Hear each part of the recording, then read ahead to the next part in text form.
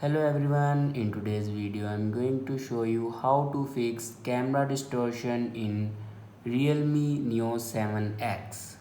So let's start the video. First of all, clean your camera lens with soft cloth or tissue.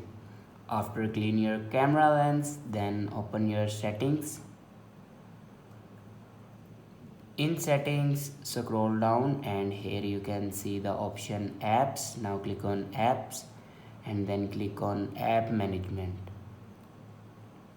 Now scroll down and click on camera and then click on storage usage. Now here you can clear the cache memory of your camera.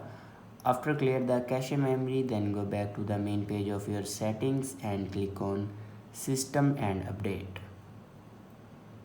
Now click on software update and here you can check your latest version will be updated or not. If it doesn't update to latest version, then update it to latest version. After update a latest version, then go back to your home screen and open camera.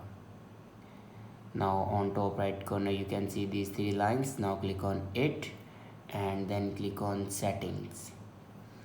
Now scroll down and here you can see the option restore defaults. Now click on it and then click on restore. After restore defaults, then go back to your home screen and restart your device.